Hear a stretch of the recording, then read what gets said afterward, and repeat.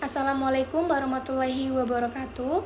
Pada kesempatan kali ini, kami akan mempresentasikan materi bab 13 dengan judul sampling.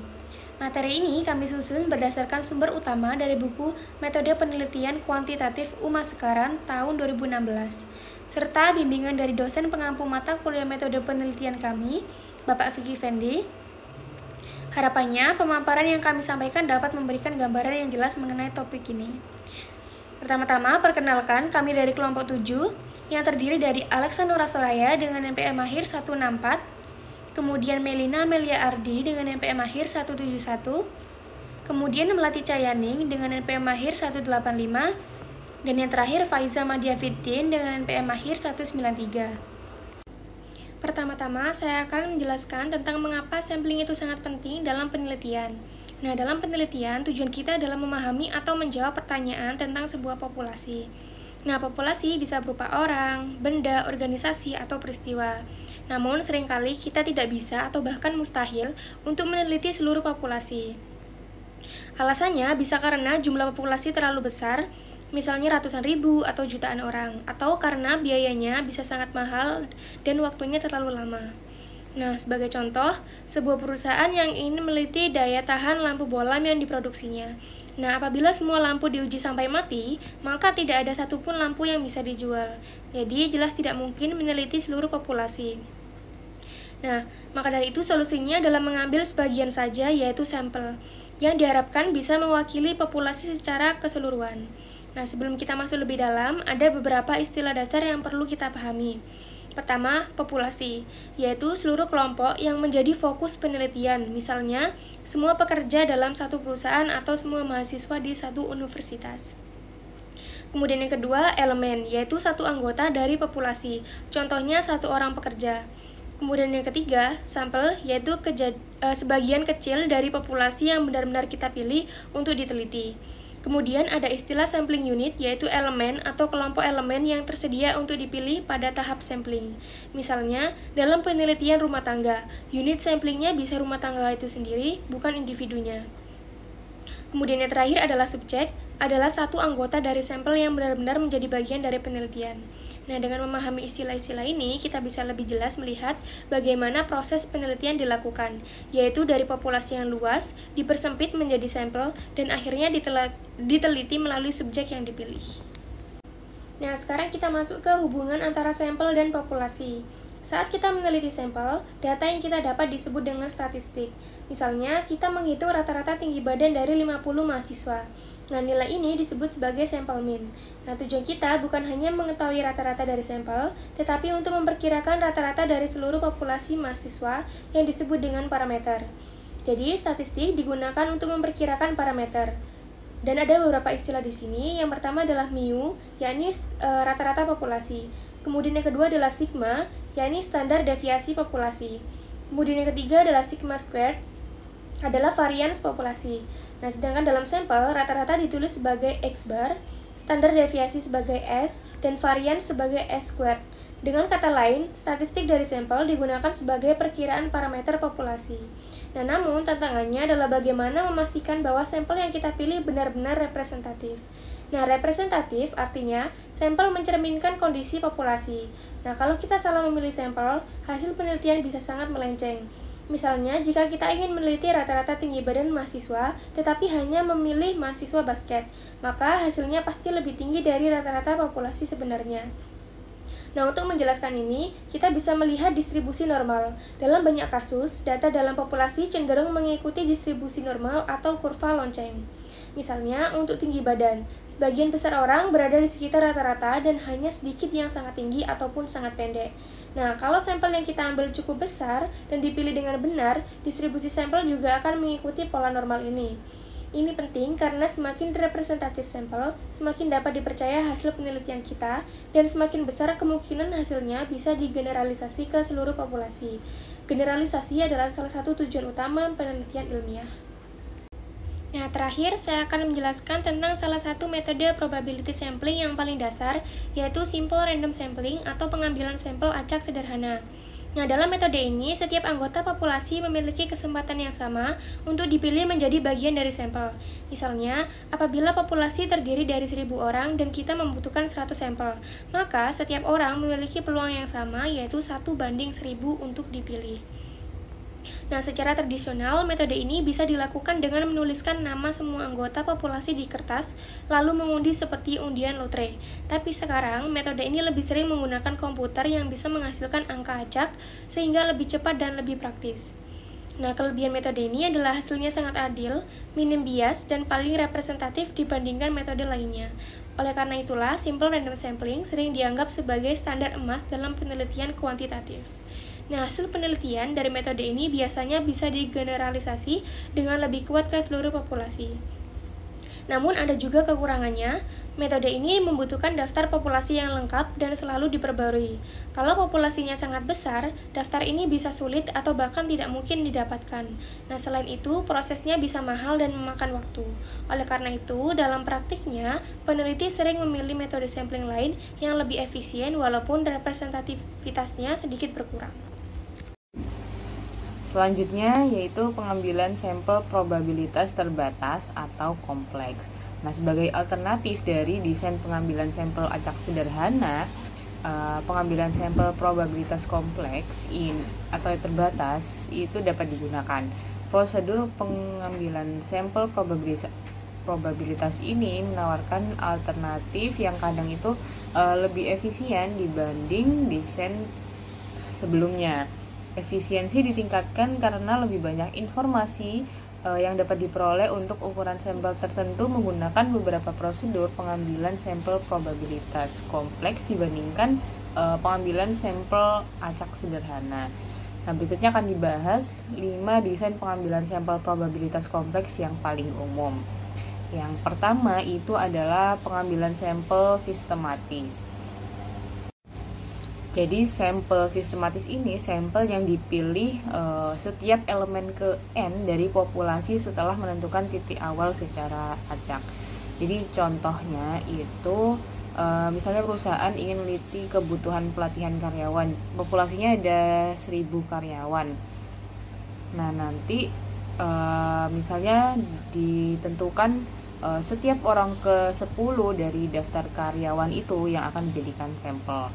Lalu yang kedua ada pengambilan acak berstrata.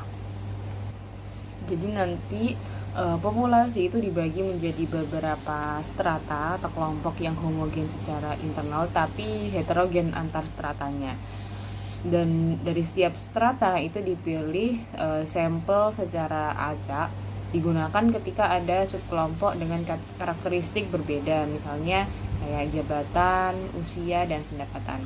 Nah, kelebihannya dari sampel acak berstrata ini itu dia lebih efisien, menghindari bias, dan mampu menelusuri perbedaan antar subkelompok. Jadi untuk contohnya misal ada perusahaan meneliti kebutuhan pelatihan karyawan, populasinya ada 1.000. Nanti dibikin strata, ada manajer tingkat atas, manajer menengah, supervisor, staf administrasi, dan pekerja operasional. Nanti sampelnya itu diambil sesuai proporsinya. Misal 5 dari manajer, 15 dari manajer menengah, 20 dari supervisor, dan seterusnya. Lalu yang ketiga ada sampel cluster. Jadi populasi itu dibagi menjadi kelompok cluster yang merupakan agregat alami. Sampel itu diambil dari klaster terpilih, lalu semua elemen dalam klaster itu disurvei. Jadi untuk variasi khususnya itu sampel area, yaitu sampel yang berbasis wilayah geografis. Untuk contoh dari sampel cluster itu lembaga pendidikan mau meneliti minat baca di SMA di provinsi tertentu. Populasinya itu adalah seluruh siswa SMA di provinsi itu. Nah, klasternya itu banyaknya sekolah-sekolah SMA. Untuk pemilihan sampelnya itu peneliti memilih 10 sekolah secara acak, lalu semua siswa di sekolah tersebut yang menjadi sampel. Untuk kelebihannya dia lebih murah dan praktis, cuman kekurangannya itu cenderung kurang presisi, rawan bias, dan hasilnya itu sulit digeneralisasi. Lalu selanjutnya ada sampel ganda. Jadi di tahap pertama itu mengumpulkan informasi umum dari sampai awal. Kemudian tahap kedua itu memilih subsampel dari sampel awal untuk penelitian lebih mendalam. Contohnya itu jadi kayak responden tertentu itu diwawancara lebih lanjut dengan pertanyaan tambahan karena dinilai punya wawasan yang lebih.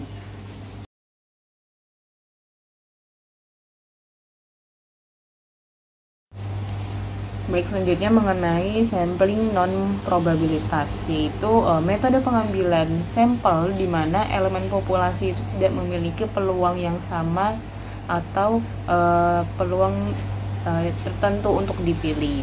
Nah, nanti hasil penelitian itu juga tidak bisa digeneralisasikan secara meyakinkan ke populasi. Umumnya itu digunakan untuk eksplorasi awal atau ketika probabilitas sampling itu tidak memungkinkan. Nah, namun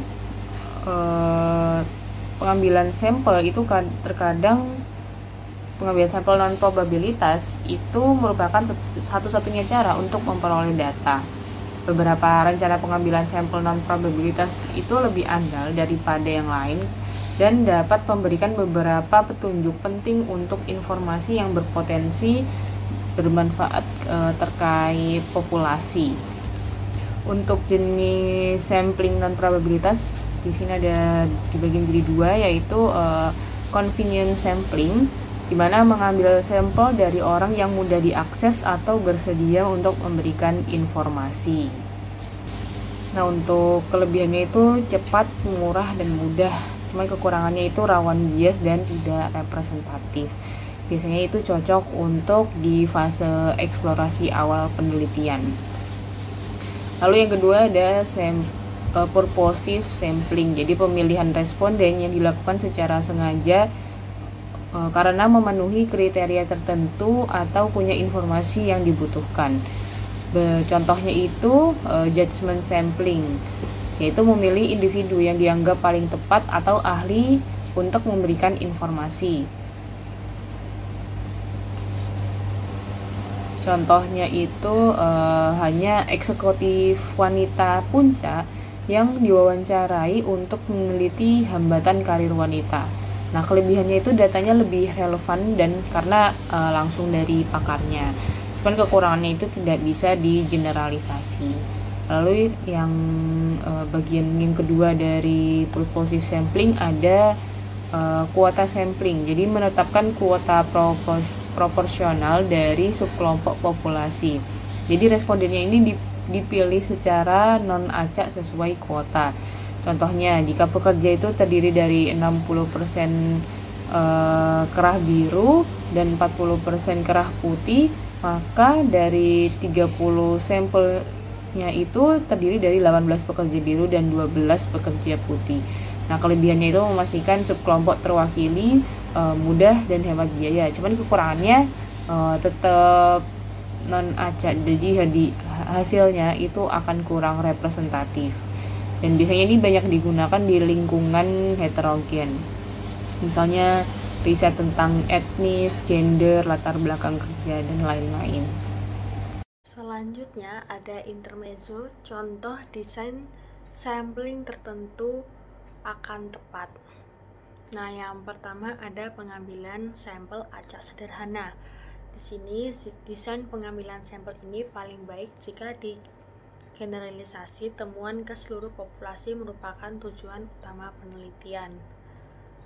Lalu, perlu dicatat bahwa dalam beberapa kasus, ketika biaya menjadi pertimbangan utama, yaitu sumber daya terbatas dan jumlah elemen dalam populasi sangat besar dan atau tersebar secara geografis, desain pengambilan sampel acak sederhana mungkin kurang ideal karena biayanya yang sangat mahal. Oleh karena itu, baik kekritisan generalisasi maupun pertimbangan biaya berperan penting dalam pemilihan desain pengambilan sampel ini. Lalu selanjutnya ada pengambilan sampel acak berstrata. Jadi desain pengambilan sampel ini yang paling efisien merupakan pilihan yang baik ketika informasi yang terdiferensiasi dibutuhkan terkait berbagai strata dalam populasi yang diketahui memiliki parameter yang berbeda. Selanjutnya ada pengambilan sampel sistematis. Jika kerangka sampelnya besar dan daftar unsur-unsurnya tersedia dengan mudah di satu tempat seperti pada buku petunjuk telepon, daftar gaji perusahaan, daftar kamar dagang, itu maka prosedur pengambilan sampel sistematis akan memberikan keuntungan berupa kemudahan dan kecepatan dalam mengembangkan sampel seperti contoh selanjutnya.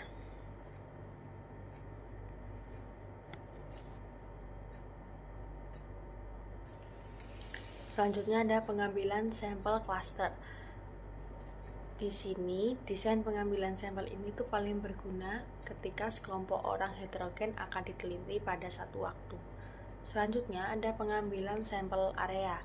Pengambilan sampel area ini paling cocok apabila sasaran penelitian dibatasi pada lokasi atau area tertentu.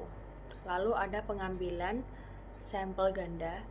Ini desain ini tuh memberikan informasi tambahan dengan biaya minimal. Nah, contohnya itu seperti beberapa individu itu mengindikasi bahwa mereka mengundurkan diri karena perbedaan filosofis dengan kebijakan perusahaan. Peneliti mungkin ingin melakukan wawancara mendalam dengan individu-individu tersebut untuk mendapatkan informasi lebih lanjut mengenai sifat kebijakan yang tidak disukai, perbedaan filosofi yang mengapa isu-isu khusus ini menjadi inti sistem nilai individu. Informasi terperinci tambahan seperti itu dari kelompok sasaran melalui desain pengambilan sampel ganda dapat membantu perusahaan mencari cara mempertahankan karyawan di masa mendatang. Selanjutnya ada pengambilan sampel yang mudah. Desain non-probabilitas ini yang sama sekali tidak dapat digeneralisasi terkadang digunakan untuk mendapatkan informasi cepat guna merasakan fenomena atau variabel yang diminati. Contohnya seperti eksekutif akuntan telah menetapkan sistem akuntansi baru yang memaksimalkan pemanfaatan teknologi komputer. Sebelum melakukan perubahan lebih lanjut, ia ingin mengetahui bagaimana reaksi petugas akuntansi terhadap sistem tersebut. Sistem baru tanpa membuatnya tampak ragu akan penerimaannya. Ia kemudian dapat santai berbicara dengan 5 staf akuntansi pertama yang masuk ke kantornya, mencoba mengukur reaksi mereka. Selanjutnya ada pengambilan sampel berdasarkan penilaian. Salah satu jenis pengambilan sampel yang bertujuan. Desain pengambilan sampel berdasarkan pertimbangan judgment sampling design digunakan ketika pengumpulan masukan informasi khusus mengenai area topik yang diteliti sangat penting dan penggunaan desain pengambilan sampel lain tidak akan memberikan peluang untuk memperoleh informasi khusus. Contohnya itu seperti sebuah perusahaan farmasi ingin melacak efek obat baru pada pasien dengan masalah kesehatan tertentu.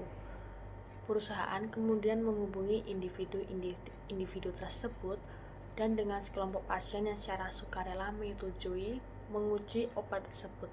Ini merupakan sampel penilaian karena data dikumpulkan dari sekelompok khusus yang sesuai.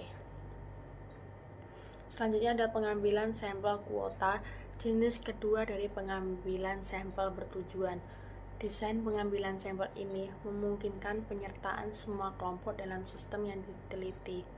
Dengan demikian, kelompok yang jumlahnya kecil tidak terabaikan. Seperti contohnya, sebuah perusahaan sedang mempertimbangkan untuk mengoperasikan fasilitas taman kanak-kanak di tempat. Namun, sebelum mengambil langkah lebih lanjut, perusahaan tersebut ingin mendapatkan reaksi dari 4 kelompok terhadap gagasan tersebut. Karyawan yang merupakan orang tua dari anak-anak usia taman kanak-kanak dan keduanya bekerja di luar rumah. Karyawan yang merupakan orang tua dari anak-anak usia taman kanak-kanak tetapi salah satu dari mereka tidak bekerja dari rumah. Orang tua tunggal dengan taman kanak-kanak, anak usia taman kanak-kanak, dan semua yang tidak memiliki anak usia taman kanak-kanak. Jika keempat kelompok tersebut diharapkan mewakili 60%, 7%, 23%, dan 10% masing-masing dari populasi 420 karyawan di perusahaan, maka pengambilan sampel kuota akan sesuai untuk mewakili keempat kelompok tersebut. Baik, selanjutnya adalah masalah presisi dan keyakinan dalam menentukan ukuran sampel. Setelah membahas berbagai desain pengambilan sampel, probabilitas dan non-probabilitas, kini kita perlu memfokuskan perhatian pada aspek kedua dari permasalahan desain pengambilan sampel, ukuran sampel. Misalkan kita memilih 30 orang dari populasi yang berjumlah 3.000 orang melalui prosedur pengambilan sampel acak sederhana.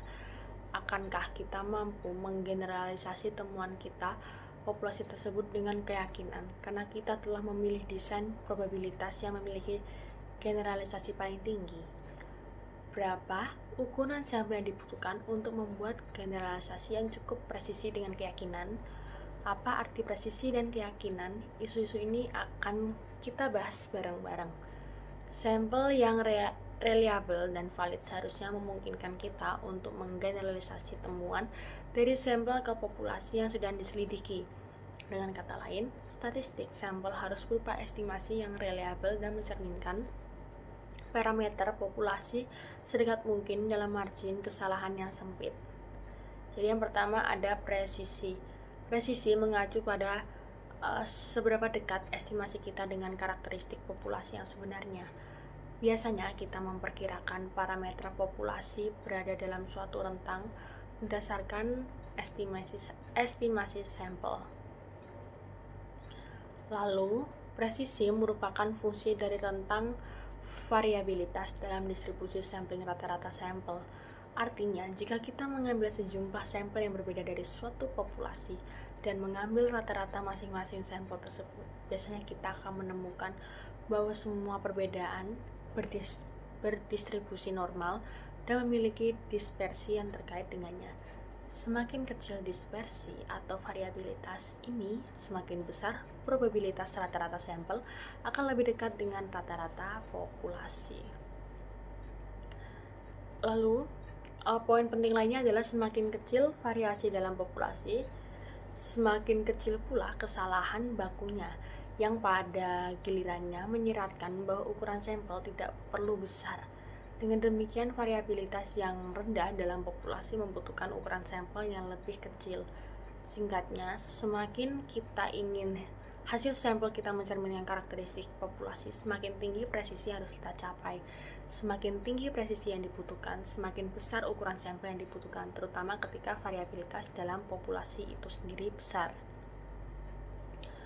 Lalu ada kepercayaan diri. Sementara kepercayaan diri atau keyakinan. Selanjutnya ada keyakinan. Jadi, keyakinan menunjukkan seberapa yakin kita bahwa perkiraan kita akan benar-benar berlaku untuk populasi. Intinya, keyakinan mencerminkan tingkat kepastian dengan kita dapat menyatakan bahwa estimasi parameter populasi kita berdasarkan statistik sampel kita akan benar. Tingkat keyakinan dapat berkisar 0 hingga 100%. Keyakinan 95% adalah tingkat yang diterima secara umum untuk sebagian besar riset bisnis. Yang paling umum dinyatakan dengan tingkat signifikansi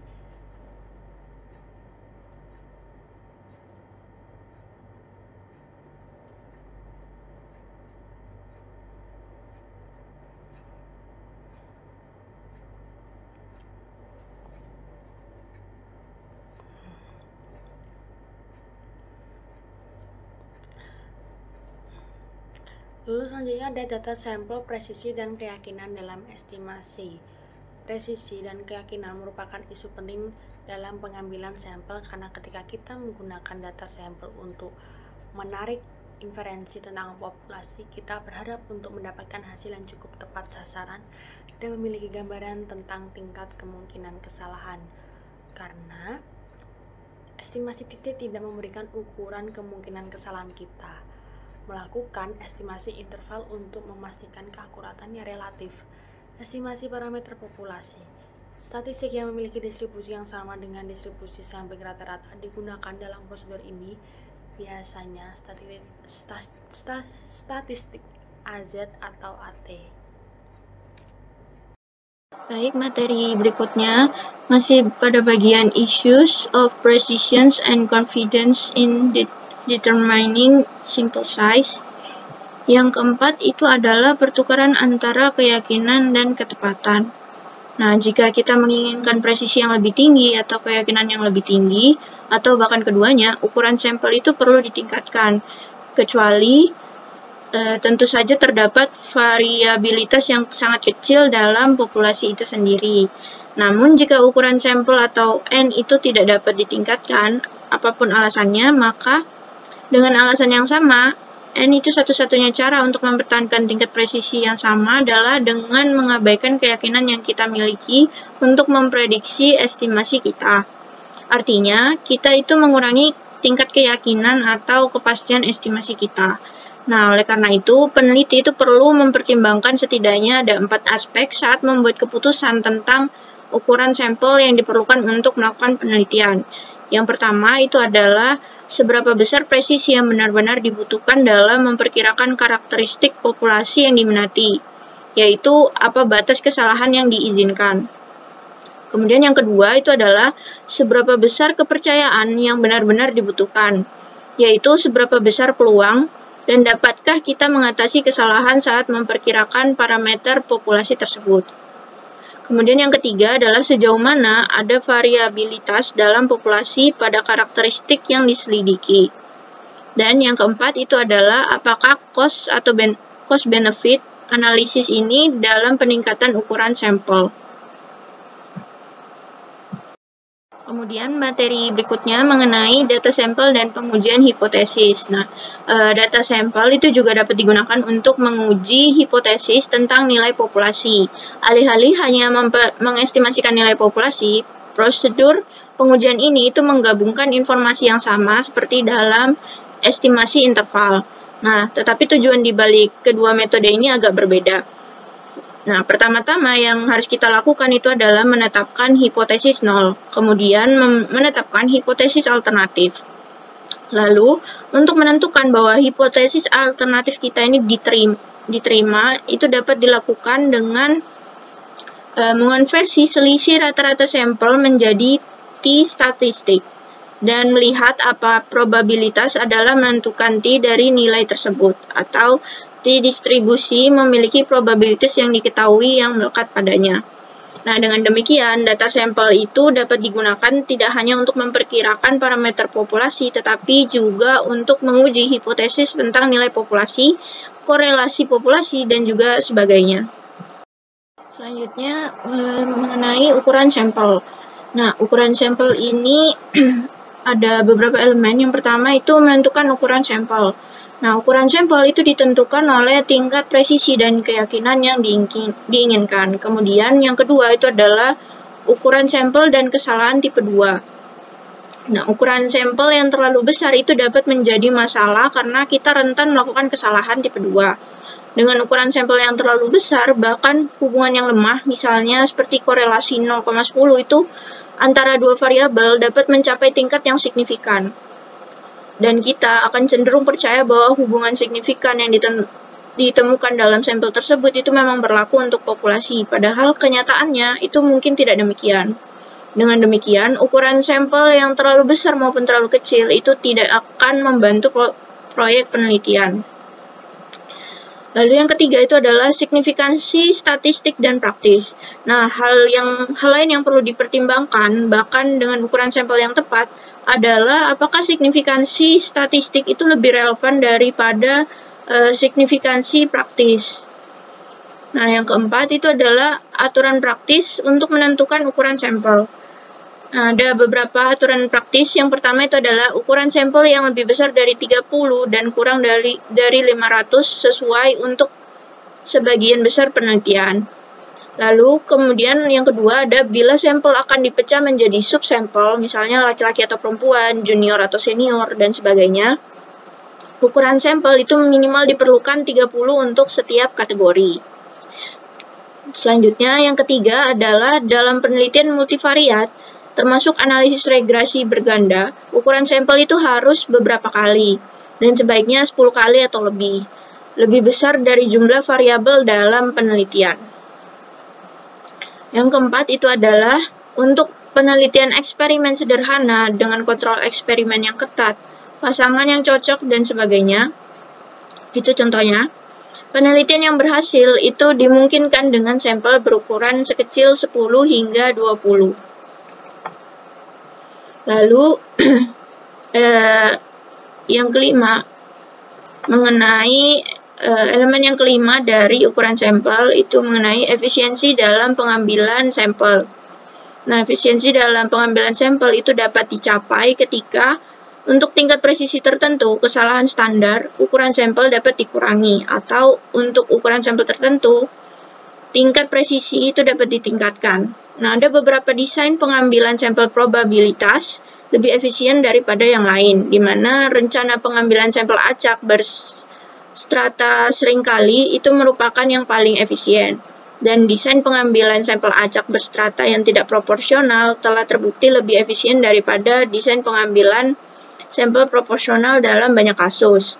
Nah, pengambilan sampel cluster itu kurang efisien daripada pengambilan sampel acak sederhana karena umumnya terdapat lebih banyak homogenitas di antara subjek dalam cluster, di mana dibandingkan daripada yang ditemukan dalam elemen-elemen dalam populasi. Nah, dengan demikian, pilihan rencana pengambilan sampel itu bergantung pada tujuan penelitian serta pada tingkat dan efisiensi yang diinginkan. Selanjutnya, mengenai pengambilan sampel yang terkait dengan studi kualitatif. Nah, pengambilan sampel kualitatif itu dimulai dengan mendefinisikan secara tepat populasi sasaran sebagai teknik pengambilan sampel. Penelitian kualitatif itu umumnya menggunakan pengambilan sampel non-probabilitas karena tidak bertujuan untuk menarik kesimpulan statistik, di mana pengambilan sampel secara sengaja itu merupakan salah satu teknik yang sering digunakan dalam investigasi kualitatif. Nah, subjek itu dipilih berdasarkan keahlian dalam subjek yang sedang diselidiki. Salah satu bentuk pengambilan sampel bertujuan itu adalah pengambilan sampel teoritis. Istilah teoritis dasar sendiri itu mengungkapkan gagasan bahwa teori itu akan muncul dari data melalui proses berulang yang melibatkan pengambilan sampel berulang, pengumpulan data, dan analisis data hingga kejenuhan teoritis itu telah tercapai, di mana kejenuhan teoritis itu tercapai ketika tidak ada informasi berulang tentang subjek yang muncul dalam kasus-kasus berulang.